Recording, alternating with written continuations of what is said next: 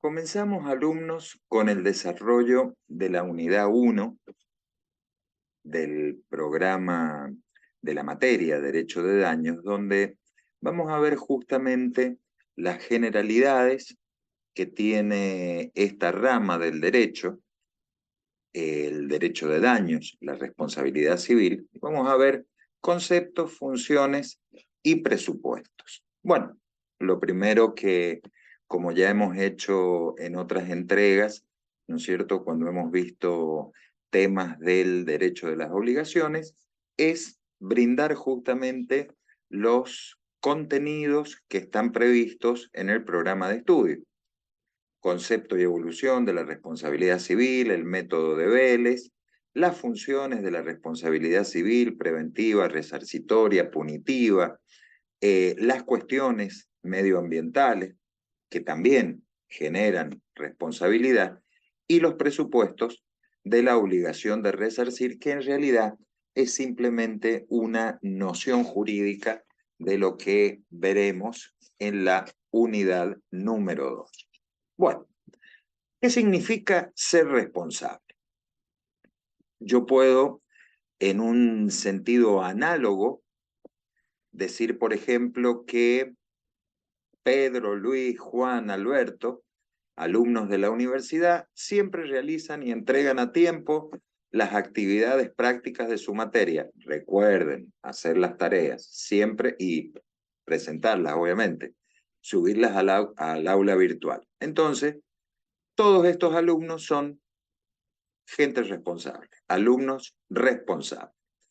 Puedo decir, por ejemplo, en otro sentido, los precios suben por la inflación.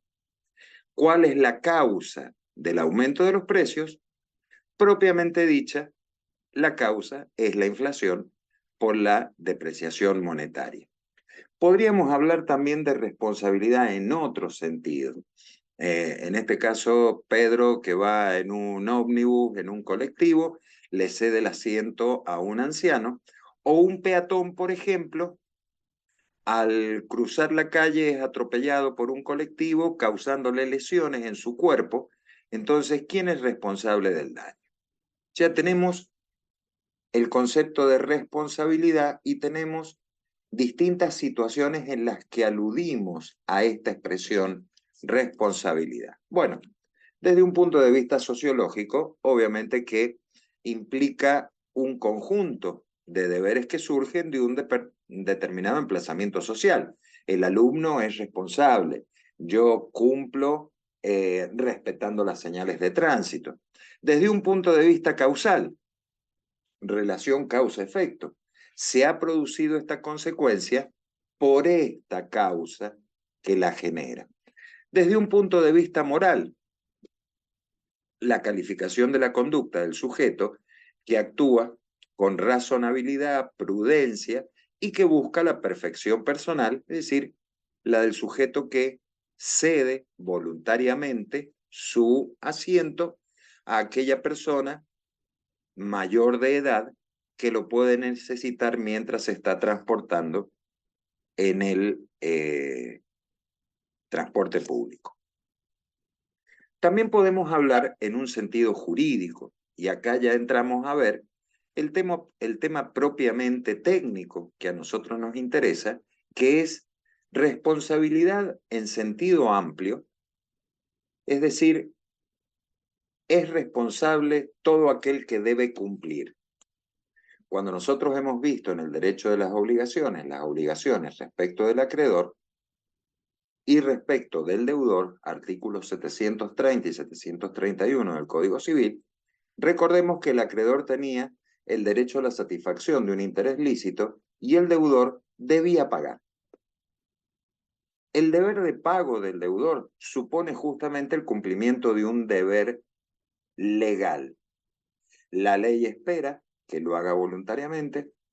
Si no se verifica ese cumplimiento voluntario, se hace de modo forzado o, en su caso, incluso cuando se pierde el interés, la motivación por parte del acreedor, cuando las circunstancias del incumplimiento hacen que ahora ese incumplimiento tardío puede incluso llegar a provocar un mayor daño, entonces aparece el inciso C de ese artículo 730 que permite la denominada indemnización sustitutiva, es decir, la reclamación de daños y perjuicios. En sentido estricto, responsabilidad civil es la responsabilidad jurídica que el ordenamiento establece ante el incumplimiento de un deber o de una obligación. Como recién les comentaba, deber legal que está implícito en el vínculo constitutivo. Esta consecuencia, entonces, supone el nacimiento, en el ejemplo, en orden al ejemplo que estamos poniendo, el nacimiento de un deber legal, de la obligación de reparar, que en principio lo ideal sería in natura, que las cosas vuelvan a estar como estaban antes de que se produjera el evento dañoso, o en su caso, si esa circunstancia es imposible, bueno, lo haremos a través de una indemnización pecuniaria sustitutiva. La indemnización sustitutiva del daño causado a otra persona o del daño causado a los bienes de otra persona. Bueno, el derecho romano nos daba principios generales respecto del comportamiento de la persona que vivía en sociedad. Esos principios generales han llegado incluso intactos hasta nuestros días. Hay en las universidades donde a los alumnos se les enseñaba derechos romanos, se les enseñaba la famosa tria iuris praecepta, es decir, los preceptos del derecho suponen vivir honestamente, no dañar al otro y dar a cada uno lo suyo. Honeste vivere, alterum non ledere, no dañar al otro, sum cuique triubere, dar a cada uno lo suyo. El nenimem lidere, no causar un daño a otro, el alterum non lidere, no dañar, suponen el contenido, y obviamente el dar a cada uno lo suyo, ¿no es cierto? Suponen el contenido de la vigencia de la vida del derecho. Ahora, desde un punto de vista moderno, cuando nosotros hablamos de la responsabilidad civil, podríamos decirla o enfocarla desde dos puntos de vista. Y podríamos decir que, por un lado, la responsabilidad civil es la obligación de resarcir todo daño injustamente causado a otro, es decir, aquel deber legal, aquella obligación que nace, la responsabilidad civil, nunca olvidarse, es fuente de obligaciones, es aquella obligación que nace de haber producido un daño que no está justificado, injustamente causado. Y son justamente estos daños que produce el autor por su culpa o dolo.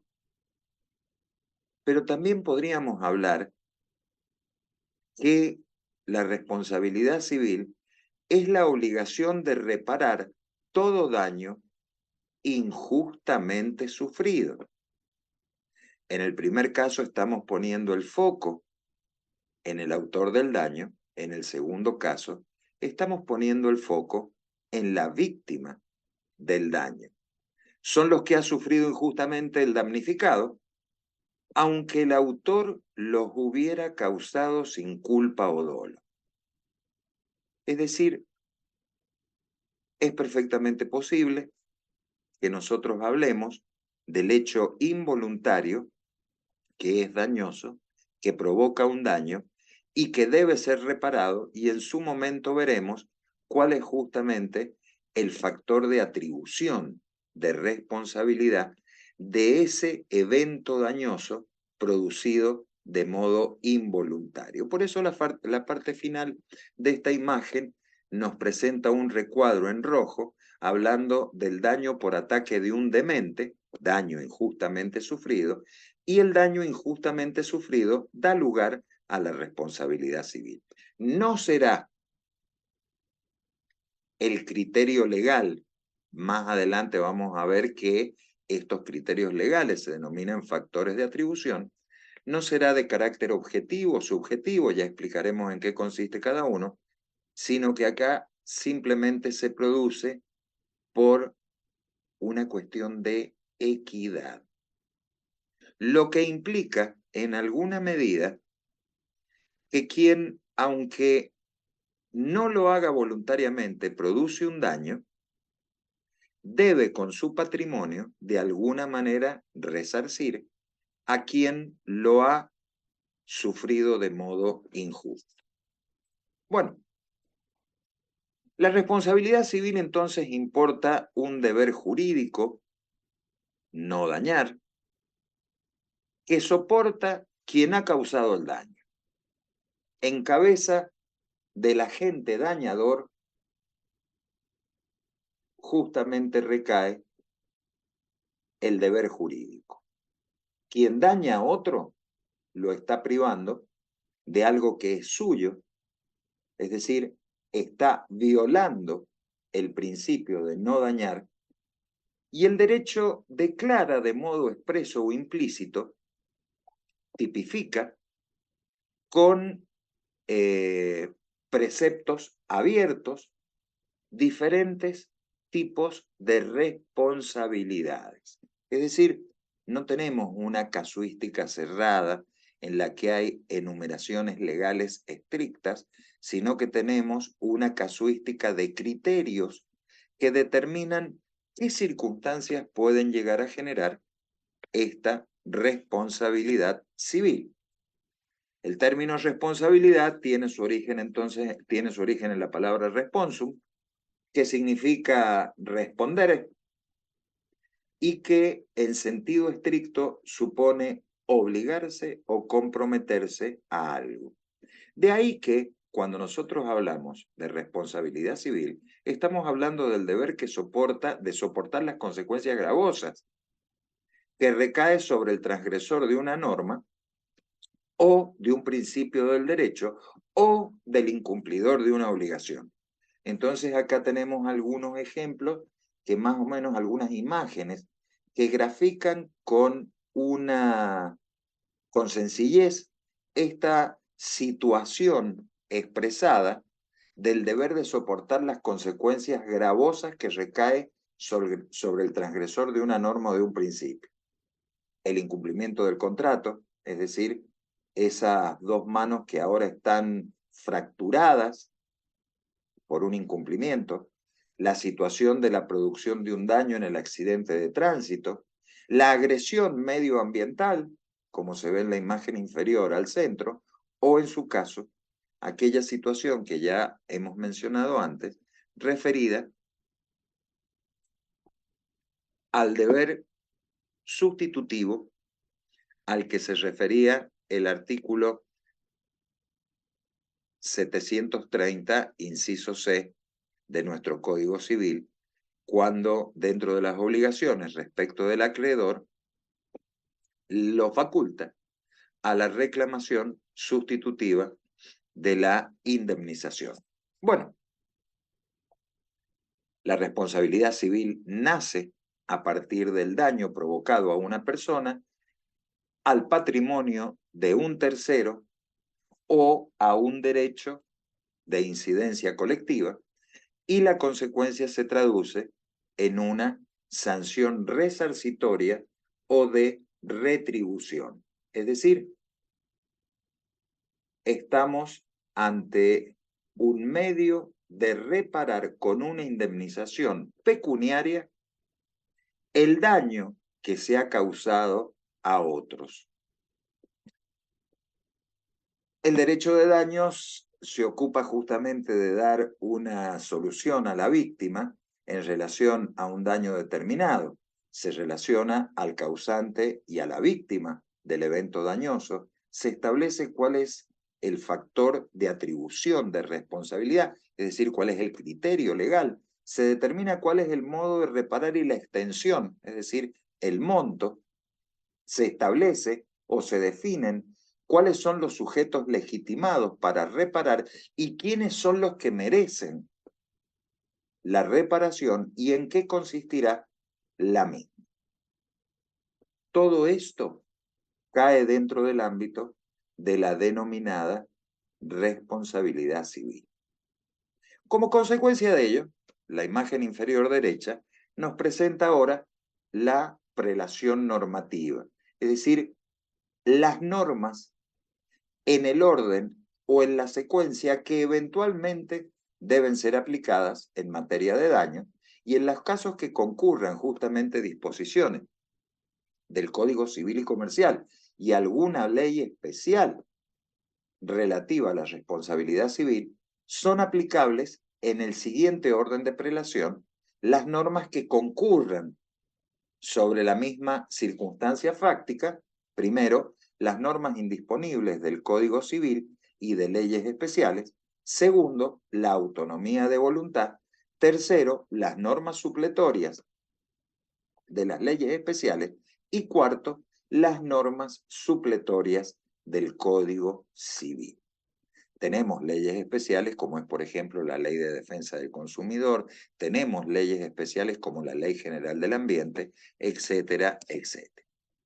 Bueno, responsabilidad civil unificada. Entramos ahora al análisis del corazón de una nueva estructura o paradigma en materia de derecho de daños, que es justamente el concepto de responsabilidad civil unificada, que en realidad parte de la base del denominado dualismo jurídico. A modo de historia y para que más o menos se entienda, los romanos tenían algunos problemas para distinguir entre derecho público y derecho privado. Entonces, cuando hablábamos de contractus, de responsabilidad contractual, ellos seguían los criterios de la legislación de la época en materia de derecho privado, y cuando hablábamos de maleficia o delicta, de la denominada responsabilidad extracontractual. ¿Eso qué generó? Generó un dualismo jurídico que si nosotros, yo siempre a los alumnos les pongo la misma situación para que se comprenda la realidad del dualismo, la expresión material del dualismo, con la situación de un incumplimiento de contrato y de un accidente de tránsito en el que fallece una persona. Como estábamos hablando de dos situaciones jurídicas que se manejaban por carriles separados, la responsabilidad contractual, nacida de un contrato, la responsabilidad extracontractual, nacida justamente de un delito, eran órbitas que en sí no se tocaban, no confluían en normas comunes. Entonces, llegábamos a muy distintos tipos de regulaciones jurídicas, muchas veces incluso de carácter irritativo. Pongamos el ejemplo en el Código de Vélez, el incumplimiento de un contrato tenía como plazo de prescripción para el ejercicio de la acción de cumplimiento el término de 10 años. Sin embargo, cuando por el hecho de un evento dañoso, un accidente de tránsito, moría una persona o una persona era lesionada en su integridad física y tenía que hacer la pertinente reclamación de daños y perjuicios, ahora se reducía dramáticamente el plazo de prescripción a 2 años. Es decir, había una situación donde los eventos de diversa naturaleza producidos en diversas órbitas, la contractual y la extracontractual, no tenían una relativa coherencia en cuanto a sus efectos. Bueno, es evidente, y esto sí hay que reconocerlo, que hay diferencias esenciales entre un contrato y un hecho ilícito. En particular, lo que hoy nosotros llamamos responsabilidad contractual era concebido de una manera muy restrictiva y casi exclusivamente a procurar al acreedor la ventaja patrimonial que esperaba obtener del contrato, mientras que la reparación se confundía con la ejecución forzada. Es decir, incluso los romanos, cuando en algún momento tenían que analizar justamente este concepto de responsabilidad, prácticamente lo relegaban, lo reducían, lo centraban en el cumplimiento forzado de la obligación. Y son dos cosas completamente distintas, la reclamación forzada o la pretensión indemnizatoria sustitutiva.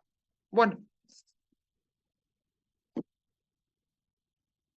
el Código Civil de Vélez Sarsfield.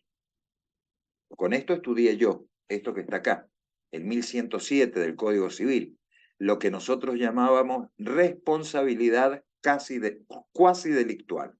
Es decir, de las obligaciones de los hechos ilícitos que no son delitos.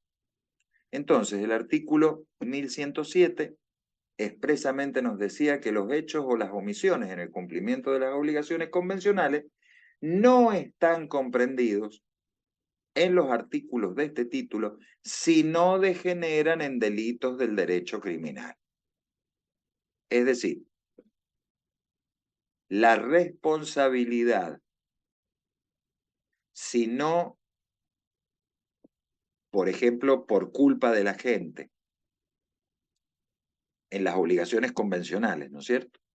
Si no está comprendido dentro de aquellos supuestos que deriven en un delito del derecho criminal, no quedan comprendidos en el ámbito de la denominada órbita o esfera extracontractual. Es decir, para que yo tuviera una responsabilidad extracontractual, necesariamente debía tener mínimamente este eh, delito del derecho criminal.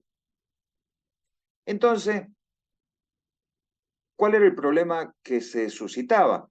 Bueno, que muchas veces se pueden dar situaciones, como vamos a ver más adelante, en donde la responsabilidad extracontractual deriva de hechos que no necesariamente son delitos.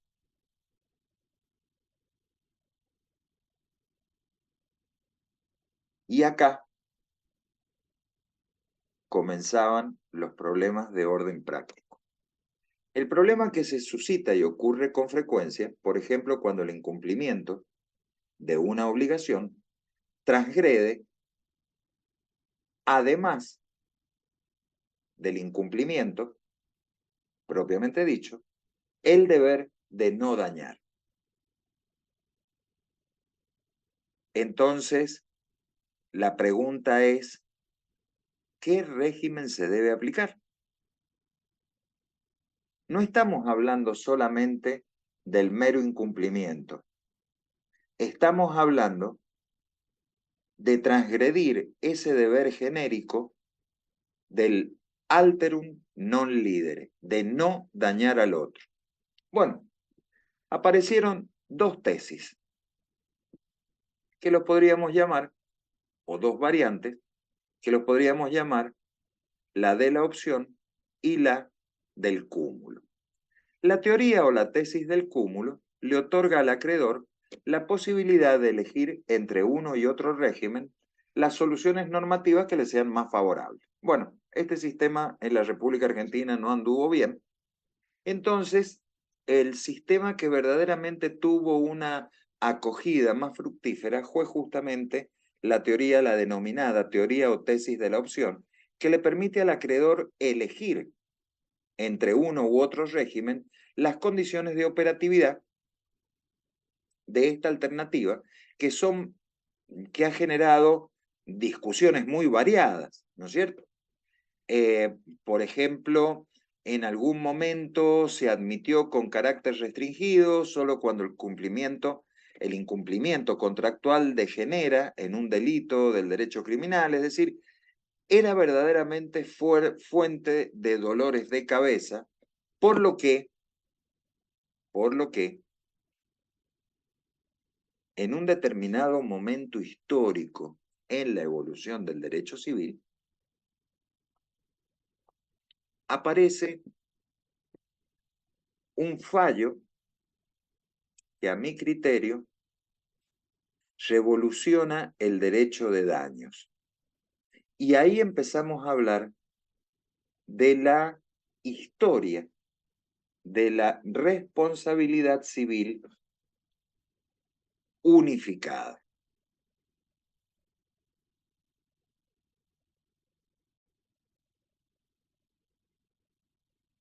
En el año 1911,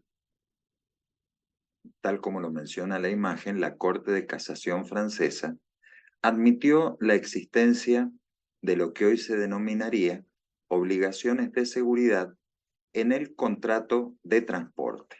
Bueno, ¿cuál era la situación que se había planteado? Esto es un famoso fallo de la Corte de Casación francesa, Galerías Lafayette.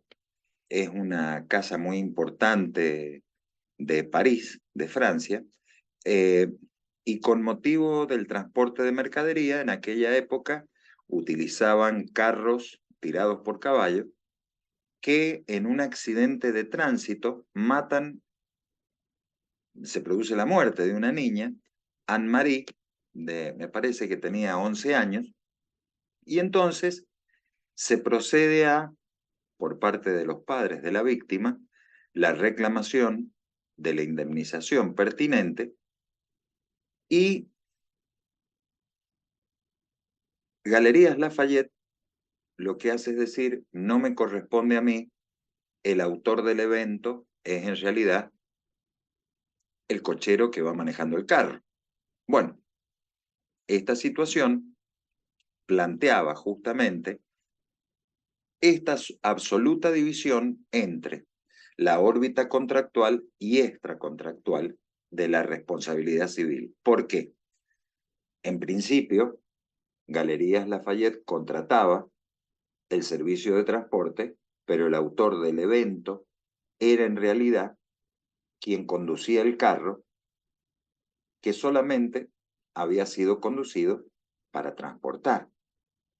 Bueno, se recurre a la Corte de Casación francesa y la Corte de Casación emite este fallo histórico donde se comenzó a descubrir la existencia de obligaciones tácitas de seguridad en infinidad de contratos.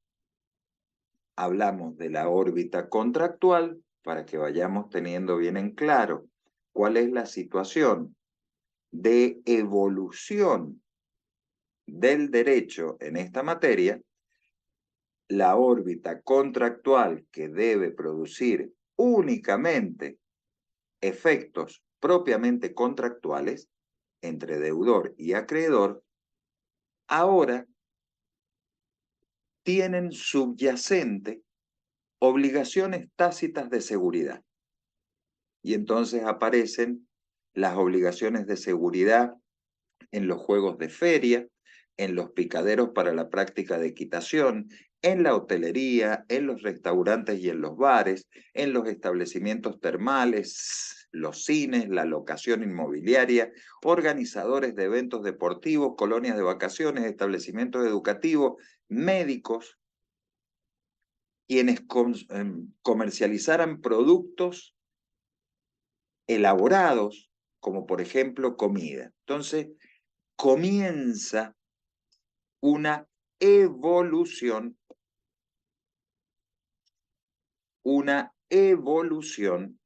que incorpora al contrato deberes de protección de la persona, del contratante, ampliándose el ámbito de los intereses protegidos contractualmente. Es decir, ya no solo es el interés de la prestación patrimonial del acreedor, sino también el que este último tiene sobre su integridad física. Entonces, la responsabilidad extracontractual deja de ser la sede exclusiva de la tutela de los derechos absolutos y se produjo una suerte de competencia entre ambos tipos de órbitas o de responsabilidades que ahora compartían los mismos objetivos. Yo por un lado tenía aquella responsabilidad cuasi delictual, recuerden el artículo 1107, y ahora en el ámbito contractual también subyacía un deber, una obligación de seguridad. Esta situación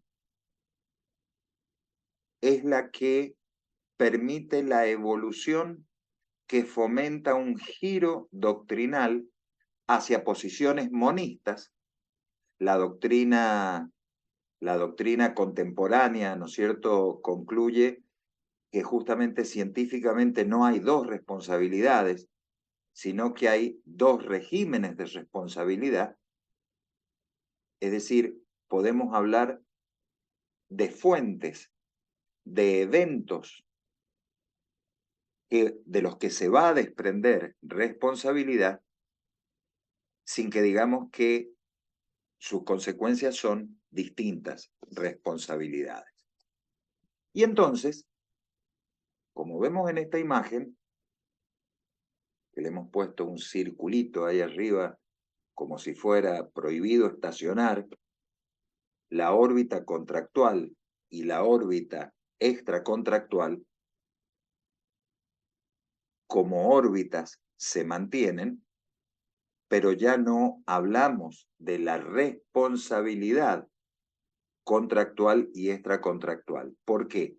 Porque la órbita contractual y la órbita extracontractual producen la misma consecuencia jurídica: responsabilidad civil. Para que lo tengamos bien en claro, antes de leer el artículo 17-16, simplemente vamos a decir que cuando yo produje un daño por el incumplimiento de un contrato, o cuando yo soy autor de un evento dañoso, tengo la obligación de reparar estas consecuencias. Y entonces, con esta idea básica, si nos fijamos lo que dice el artículo 17-16, ya nos refleja que la órbita contractual y la órbita extracontractual están unificadas en sus efectos jurídicos. ¿Por qué? Porque la violación del deber de no dañar a otro, aquel alterum non lidere del que hablábamos al principio, o el incumplimiento de una obligación, da lugar a la reparación del daño causado conforme a las disposiciones de este código. Es decir, el incumplimiento de la obligación produce daño. El evento dañoso, obviamente, produce daño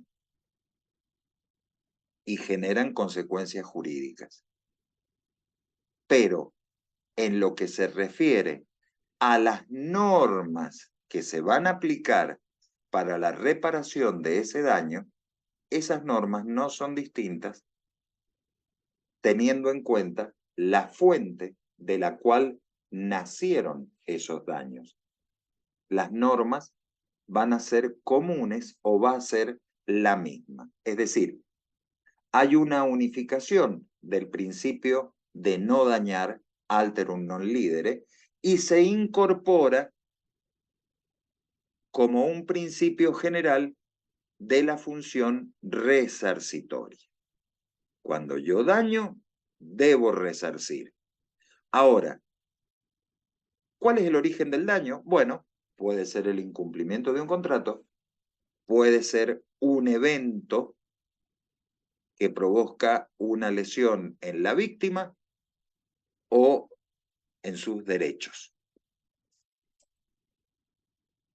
Aspectos relevantes de esta unificación.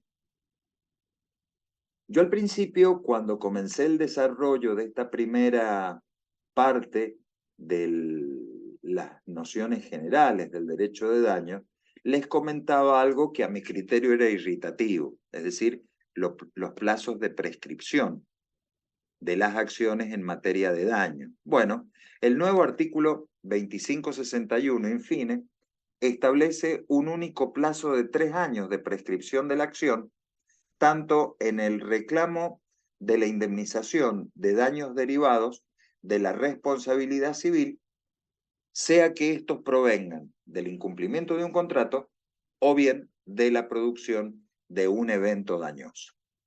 Se unifica la extensión del resarcimiento, porque el artículo 1726 lo que declara resarcibles son las consecuencias inmediatas previsibles. Y esto se aplica tanto a la responsabilidad extracontractual como a la derivada del incumplimiento de las obligaciones, con una excepción que vamos a señalar más adelante, que está referida al incumplimiento doloso en materia contractual.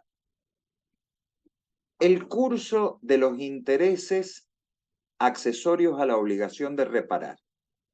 El 1748 del Código Civil establece que también a ambas clases de responsabilidades, las que han nacido de la órbita contractual o extracontractual, se produce desde que comienza cada perjuicio. Y esto no implica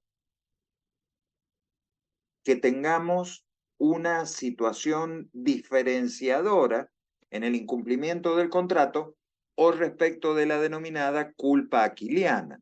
Es decir, ¿cuándo comienza el cómputo de los intereses para que el alumno le quede clara la idea de la unificación? En realidad, el cómputo de los intereses en el incumplimiento contractual, en la órbita contractual, comienza a partir de la mora del deudor. Es obvio que mientras no hay mora del deudor, conforme al principio general de la mora, que es de pleno derecho, yo no puedo hacer cómputo de intereses moratorios. Sí los puedo hacer a partir del momento que hay incumplimiento injustificado. Mientras que cuando nosotros hablamos del hecho dañoso, es el hecho propiamente dicho el que determina el comienzo del cómputo de los intereses moratorios. Daños a la persona. La desaparición de la obligación de seguridad en el derecho común, podríamos decir que tenía sentido en un sistema como en el Código de Vélez, que sentaba normas distintas para la responsabilidad contractual y la responsabilidad extracontractual.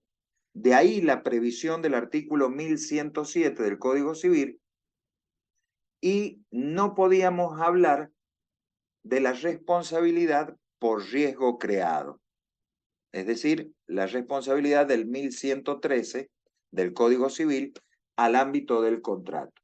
Eso está completamente suprimido. Es decir, y lo voy a poner con un ejemplo para que se entienda lo de los daños a la persona y la teoría del riesgo, la famosa teoría del riesgo creado, que estaba receptada en el artículo 43 del Código Originario de Vélez. Cuando, por ejemplo, una empresa de transporte, uno de sus dependientes tenía un accidente de tránsito, la empresa de transporte no tenía responsabilidad civil. Es decir, quien respondía como autor del evento dañoso era el conductor.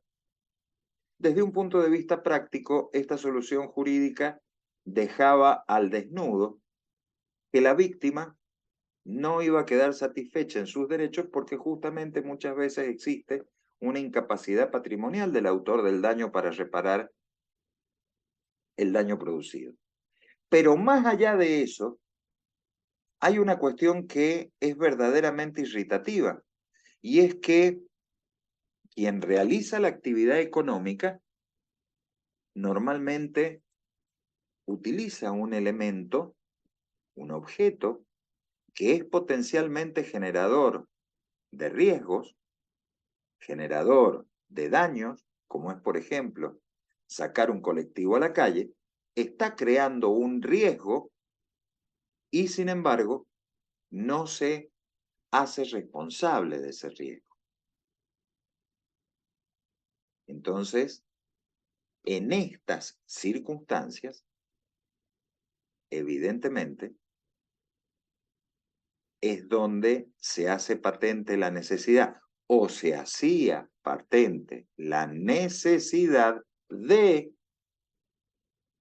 reconocer la existencia de una obligación de seguridad que subyace a una relación contractual y que en la actualidad ya no nos interesa porque aquel que incumple la obligación o provoca un daño tiene la obligación de repararlo, es decir, están unificadas las órbitas. La legitimación para la reclamación del daño moral, otro de los aspectos relevantes de la unificación. El artículo 1737 se refiere a la indemnización de las consecuencias no patrimoniales, es decir, el daño moral, y es aplicable tanto a las dos órbitas, a la contractual como a la extracontractual.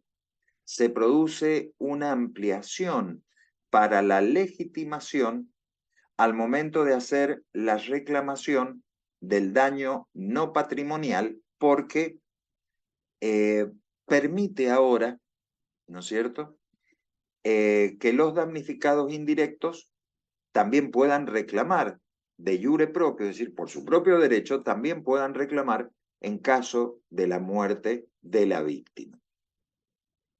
Bueno, el régimen aplicable a los casos de pluralidad de responsables. Acá la unificación alcanza los supuestos en los que existe más de un responsable, y al tratar acerca de las obligaciones, el nuevo código mantiene la regla de la simple mancomunión y establece las que la solidaridad no se presume y debe surgir inequívocamente de la ley o del título constitutivo.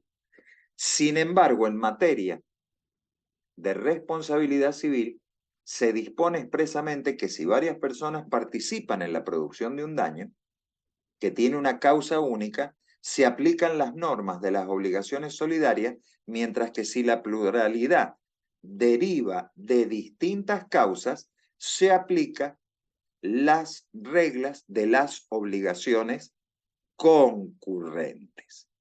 ¿Y cuándo hay concurrencia de un daño? De obligados, perdón. Cuando en el evento dañoso, por ejemplo, supongamos el accidente de tránsito, la responsabilidad que tienen los padres respecto, la responsabilidad parental que tienen los padres respecto de sus hijos que están bajo su cuidado, tomemos el caso del accidente de tránsito, nosotros analizamos una responsabilidad subjetiva del conductor, una responsabilidad objetiva del titular registral y una responsabilidad contractual de la empresa aseguradora del vehículo con el que se produce el daño a la víctima. Muy bien.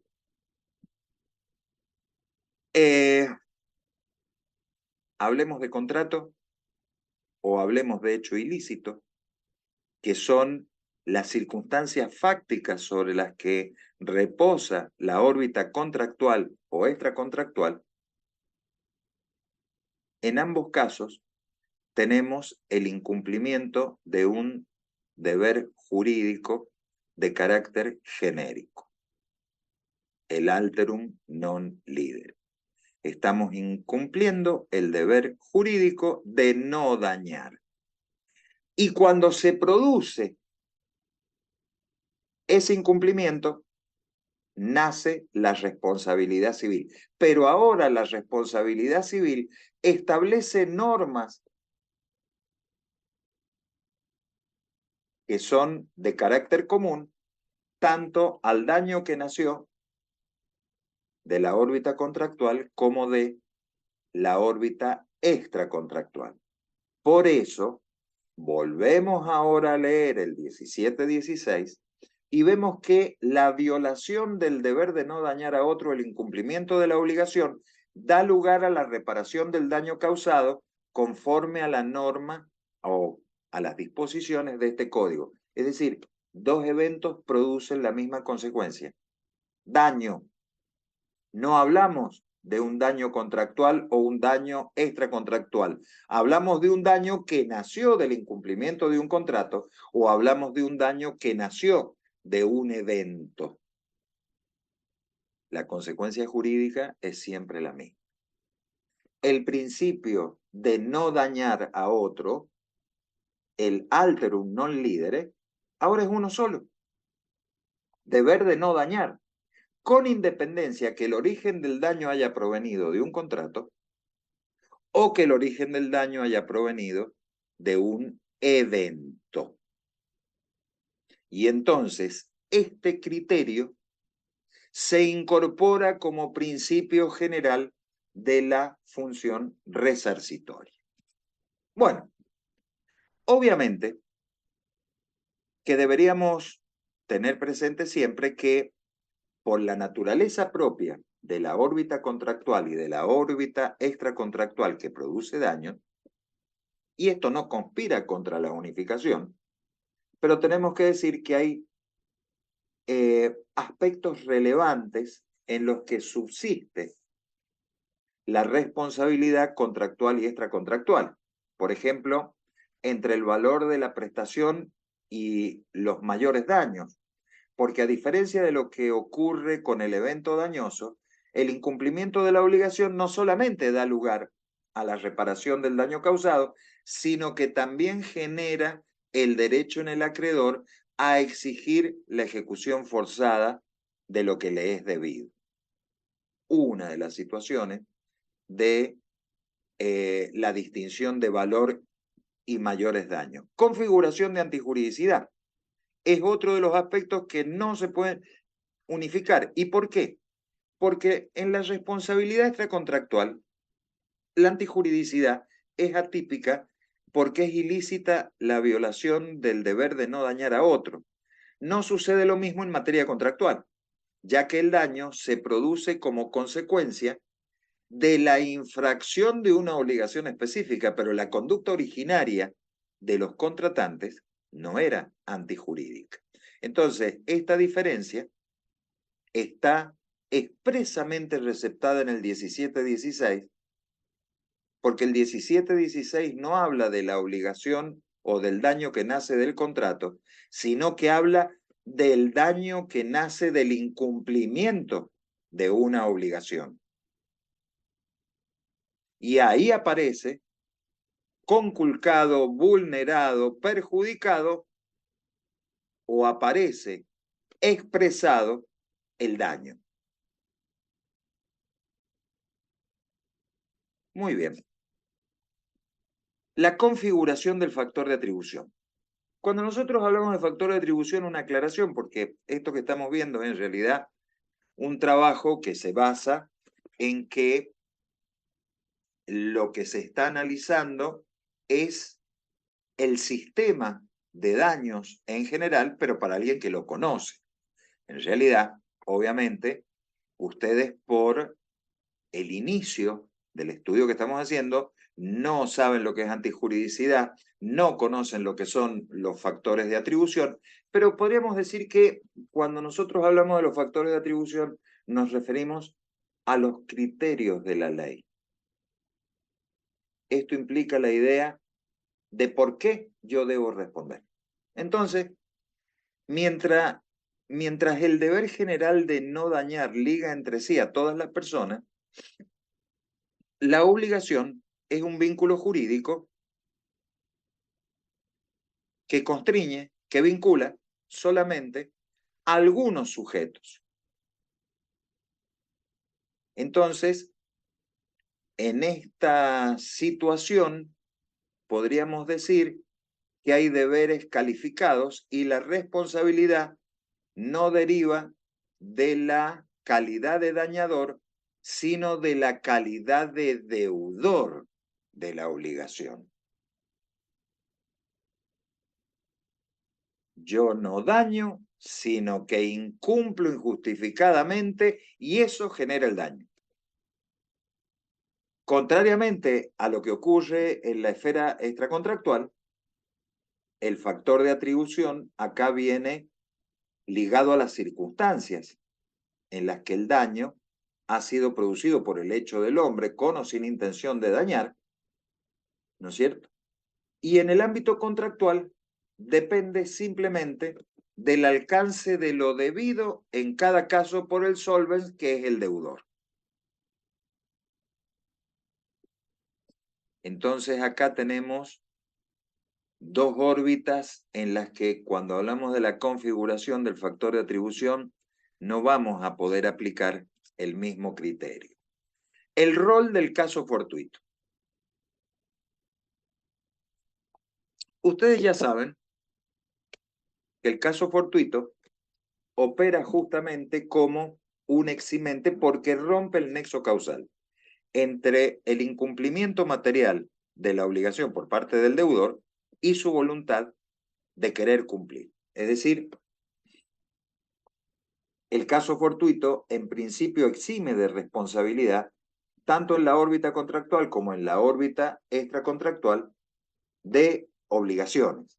Sin embargo, tiene matices diferentes esta situación de exoneración cuando media caso fortuito, ya que la responsabilidad extracontractual, el caso fortuito directamente fractura el nexo causal y desplaza la autoría de ese evento imprevisible e irresistible. Sin embargo, el casus no elimina el deber de no dañar, es decir, quien es determinado como responsable sigue estando obligado a no causar un hecho suyo o de alguien por el quien deba responder, sino de un evento que es exterior, irresistible o evitable. En materia obligacional, más que de una cuestión de autorías, ¿verdad? Lo que nosotros acá tenemos que evaluar es la incidencia que el casus tiene en la posibilidad de cumplir o no con la obligación. Previsibilidad del daño contractual. En materia de relación causal, se adopta un criterio que es el de la causalidad adecuada, está receptado específicamente en el artículo 1726, y dice que hay que establecer en cada caso si era previsible que cierto hecho generara un determinado resultado de acuerdo a lo que habría previsto un hombre medio en el momento del hecho. Sin embargo, para el caso de los contratos, por ejemplo, establecidos de manera paritaria, se excluye también a los... Se excluye, es decir, este criterio que me he expresado mal, disculpen, se aplica en los contratos paritarios, pero se excluye a los contratos de consumo, ya que ahora el principio general establece un parámetro distinto. El deudor incumplidor responde por las consecuencias que las partes, y no un hombre medio, previeron o pudieron haber previsto al momento de su celebración y no al momento del hecho. Entonces acá tenemos una aplicación distinta de la previsibilidad del daño contractual, teniendo en cuenta que estemos o no frente a una relación de consumo o un contrato simplemente entre pares. Otra de las situaciones Ejecución de la obligación por un tercero. En estos casos, el fundamento de la responsabilidad es el incumplimiento de la obligación.